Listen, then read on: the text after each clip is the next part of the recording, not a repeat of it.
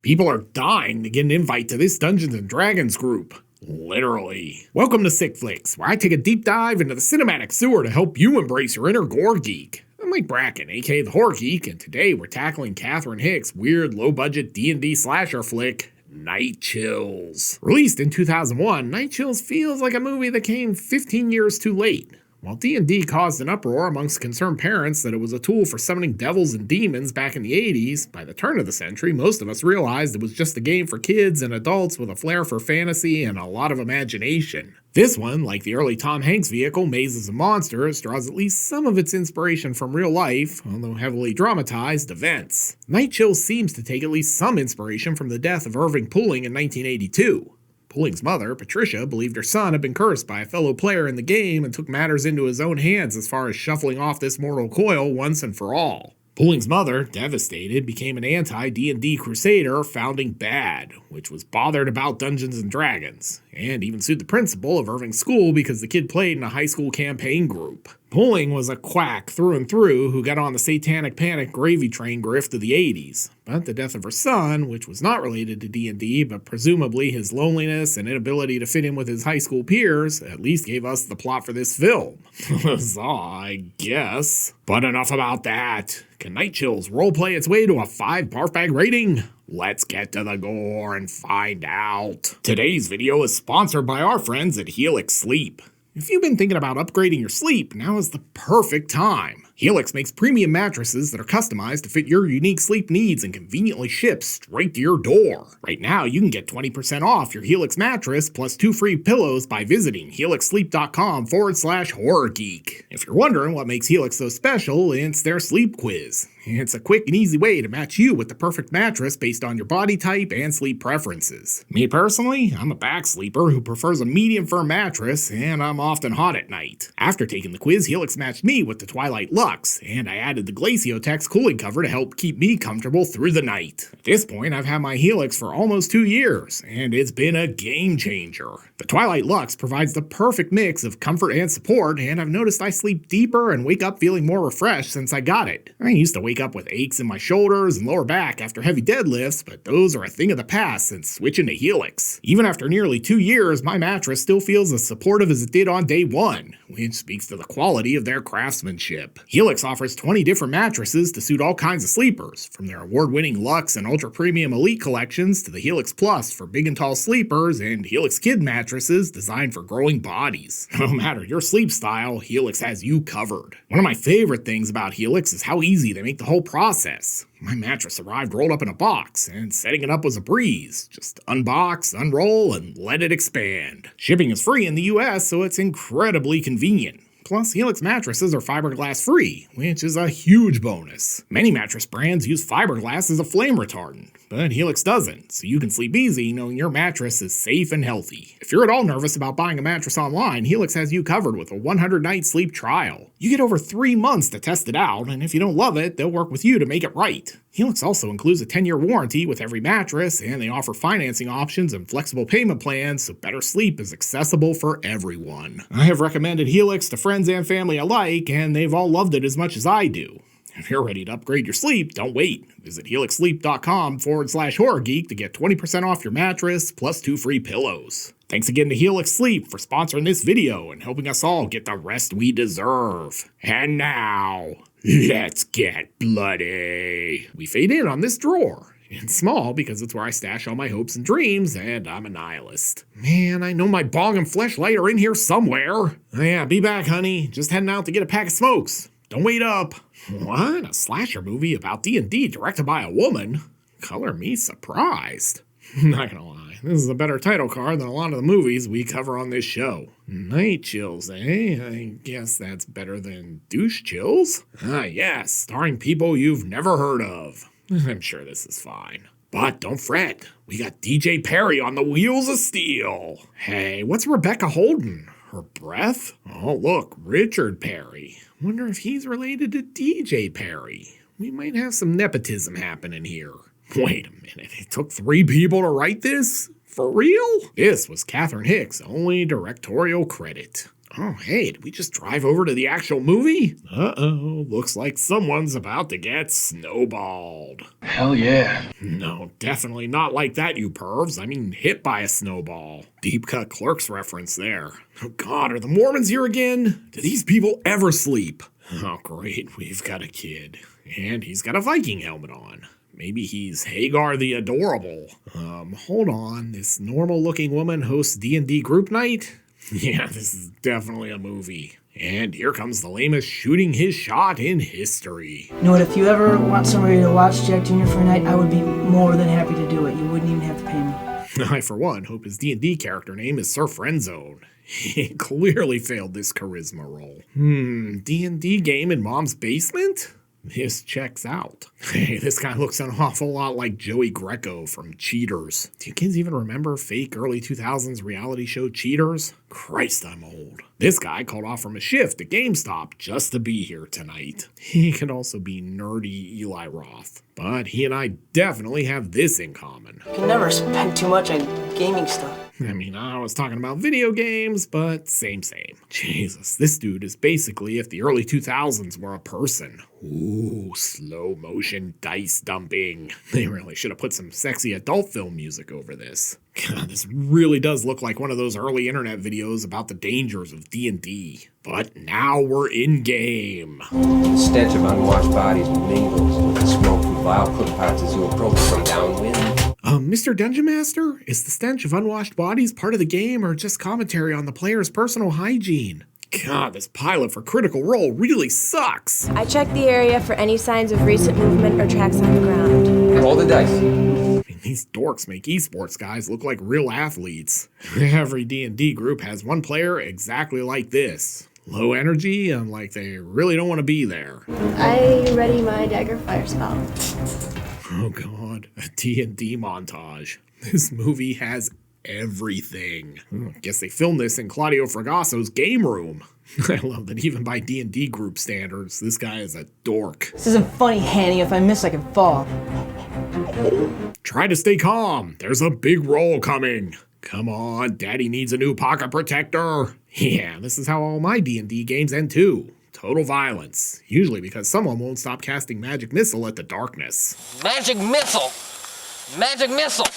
And D&D beefs are serious business. Hey. I'm gonna choke the piss out of little Geek. So, that was fun, right? Same time next week. And this dude has the worst pickup lines ever. I just wanted to say that Jahandra could discover lots of magics in the caverns of Seth Rai. Sir Jonathan Callio's sword is pledged to protect her.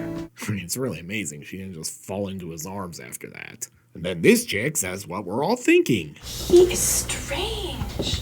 I guess these two are still playing. Stepped out for a little hocus tocus. Now it's time for some ominous exposition. I heard that he killed his younger brother. Alright, honey, put your nerd shit away and come to bed for some real role playing. And I think every group has a guy like this, too. You know, the dude who takes the whole thing way too seriously. My faith is stronger than death itself. You think Jahandra sees in Zach?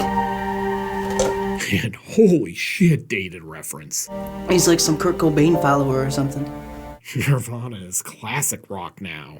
Christ, I'm really old. Now to start my next quest, traversing the Goblin Wasteland to get to my car. Oh, he found sweet loot. It's the earring of never getting laid +1. Then it gets weird. I can smell her earwax. Oh, baby, it was so hot when you rolled Nate on that agility check tonight. I've never been so turned on. No, Zach, I don't want to sheath your sword again. Also, nice hotel artwork on the wall there. And she's a nag. By the way, don't you have something better to do than watch TV all day?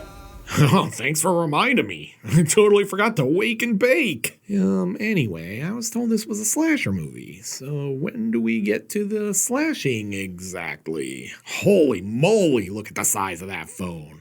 Ah, the good old days when everyone had a landline. Oh man, we D&D'd way too hard last night. Oh good, more D&D. Still no kills. I reach for my crystal penetration. Hell yeah. Yeah, that could potentially be dirty, I guess. Anyway, let's check out this dude's Ric Flair impression. Woo! Yeah, that needs a lot of work. Oh my god, come on, movie. Kill someone! I mean, it's really a bold choice to just film your weekly D&D session and call it a movie. But since we're here, why not stop for another great moment in horror film acting? Then I'll ask for help from my ultimate god, and he will heal the internal wounds that I cannot see. Careful, you almost sounded like you were speaking those words and not reading them off a cue card. What the hell is Discount Eugene Levy wearing here? Now our nerd is gonna shoot another shot. Would you like to go get something to eat? But he gets shot down again. Yeah, I would, but not with you. No thanks. Look, a better pickup line would have been, hey, do you want to come fondle my D20? But he blew it. Yeah, no matter how hard I roll, I can't escape the friend zone. And for my next quest, I'm gonna rescue the damsel from the evil orc. I mean, this guy clearly missed the No Means No seminar. Wait, is he proposing? This dude moves fast, but she is not swayed. Man, you are one psychotic individual. Why don't you just do us both a favor and just fuck off? I'm just gonna sit here and drown my sorrows in a band worse than Nickelback.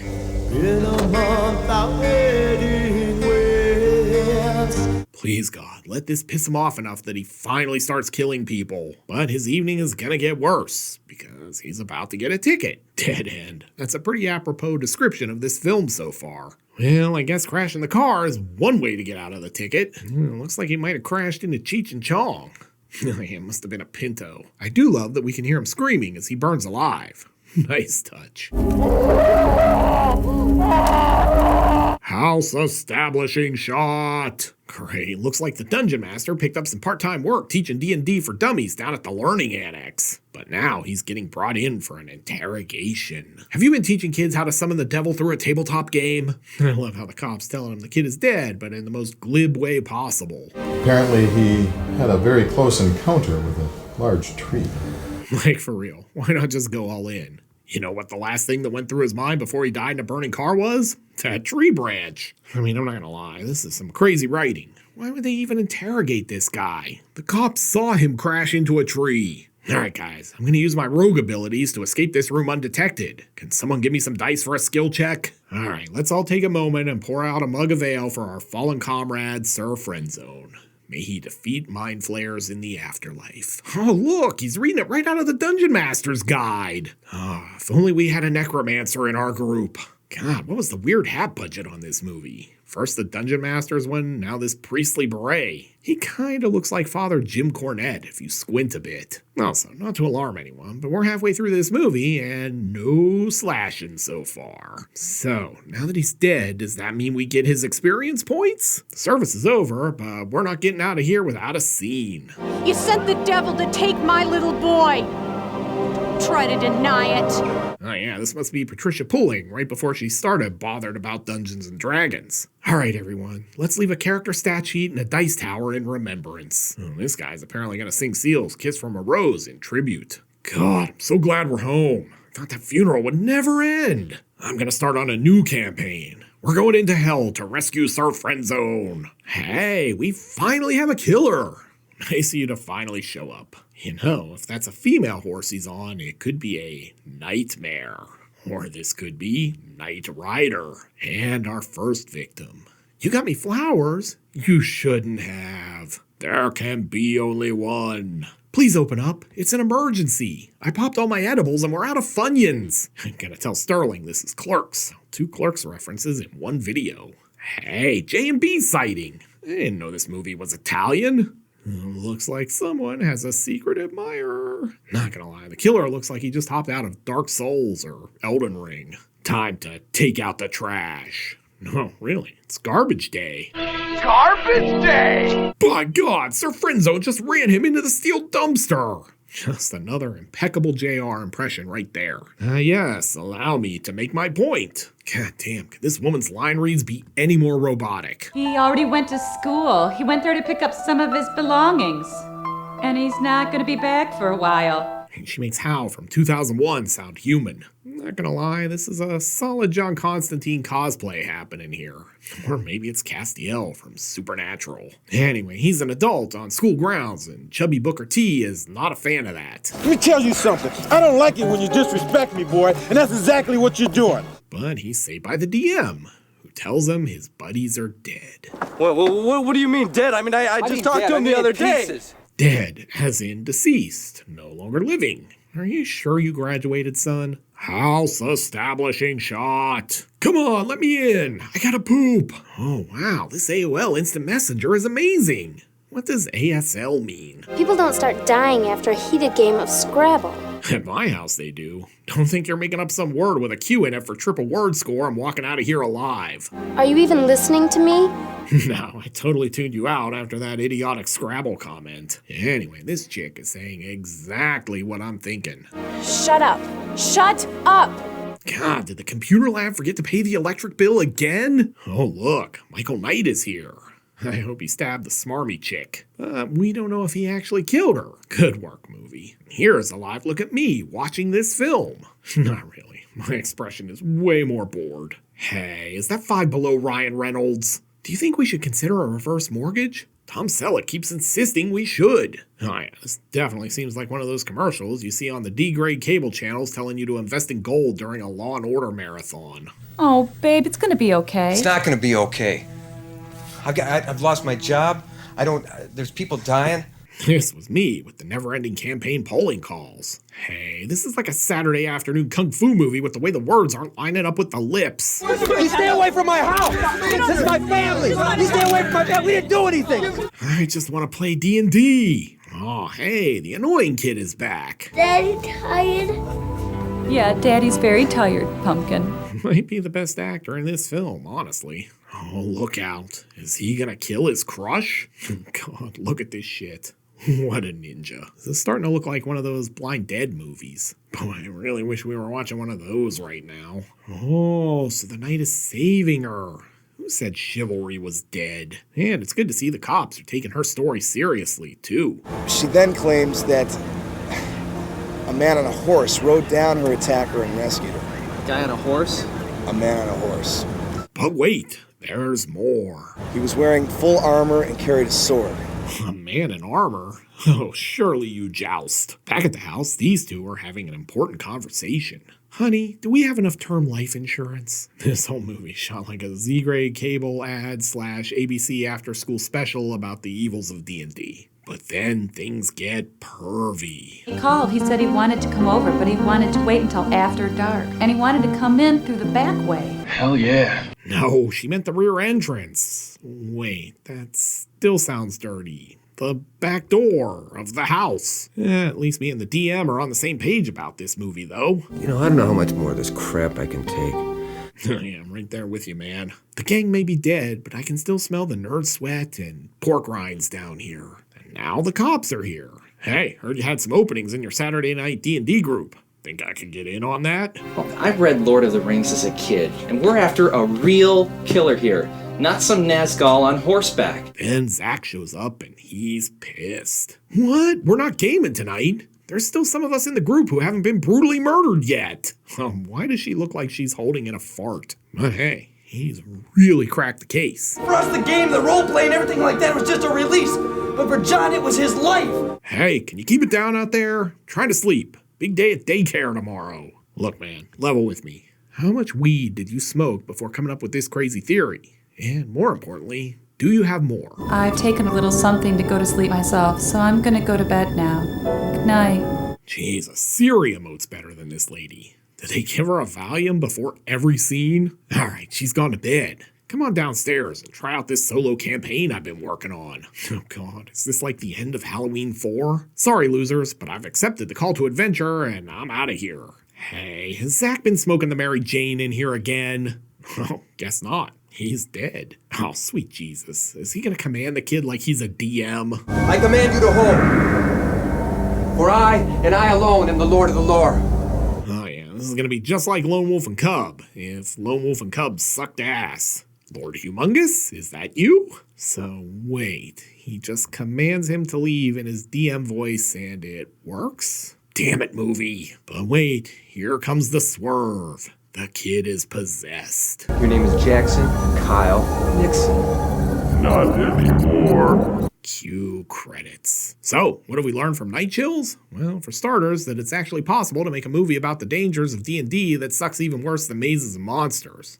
I mean, tip of the hat for that. Quite the accomplishment. For a movie made in the early 2000s, Night Chills looks and feels like it could have been shot on a camcorder by a bunch of Jack Chick disciples in the mid-1980s. In fact, Chick's infamous Dark Dungeons was turned into a film that covers the satanic panic around D&D of that era in a far more interesting way. It plays it straight, but is absolutely a satire too. Night Chills is not a good film, even by low-budget film standards. But can the Night of the Rose off enough basement dwellers turn a coveted 5 barf bag rating?